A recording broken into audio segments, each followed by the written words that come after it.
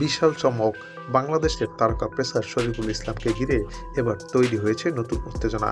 কারণ ফ্র্যাঞ্চাইজি ক্রিকেটের সবচেয়ে জনপ্রিয় মঞ্চ পিএসএলে বাংলাদেশি ক্রিকেটারদের অংশগ্রহণ দিন দিন বাড়ছে।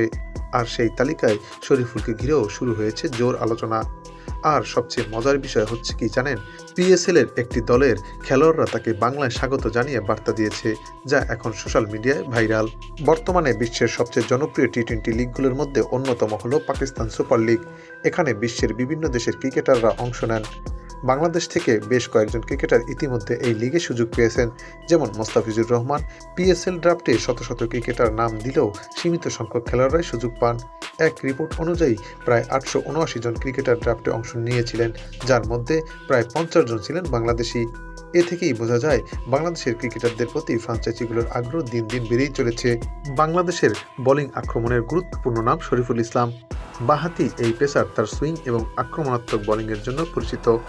আন্তর্জাতিক ক্রিকেটে বাংলাদেশের হয়ে তিনি ইতিমধ্যে অনেক গুরুত্বপূর্ণ ম্যাচ খেলেছেন। বিশেষ করে টি-20 ও ওয়ানডে ফরম্যাটে তার বোলিং অনেক সময় ম্যাচের মোড় ঘুরিয়ে দেয়। তার ক্যারিয়ারের কয়েকটি গুরুত্বপূর্ণ দিক হলো ফ্র্যাঞ্চাইজি ক্রিকেটে অংশগ্রহণ। এর আগে তিনি শ্রীলঙ্কার ফ্র্যাঞ্চাইজি লিগেও সুযোগ পেয়েছিলেন, যা তাকে আন্তর্জাতিক মঞ্চে আরও অভিজ্ঞ করে তুলেছে। পিএসএল 2026 সালের এবারের মৌসুমে পঞ্চম বাংলাদেশি হিসেবে শরীফুল ইসলামও প্রথমবারের মতো ফ্র্যাঞ্চাইজি লিগটিতে ডাক পেয়েছেন। সব কিছু ঠিকঠাক থাকলে নাহিদ রানার সঙ্গে পেশোয়ার জালমিতে দেখা যাবে এই বাঁহাতি পেসারকে। নিজেদের ভেরিফাইড ফেসবুক পেজে দেয়া এক পোস্টে এই তথ্য জানিয়েছে পিএসএল এর ফ্র্যাঞ্চাইজিটি।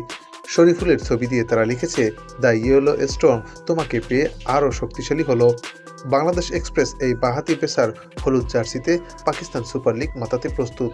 গতি, স্ট্রাইক ও ঝড়ের শক্তি, তোমাকে জালমি পরিবারে স্বাগতম। শরীফুলকে স্বাগত জানানোর অংশটি বাংলায় লিখেছে পেশোয়ার জালমি। সুপ্রিয় দর্শক, আপনার কি মনে হয় শরীফুল ইসলাম কি ভবিষ্যতে পিএসএলে বড় তারকা হয়ে উঠতে পারবেন? তা অবশ্যই কমেন্টসে জানাবেন।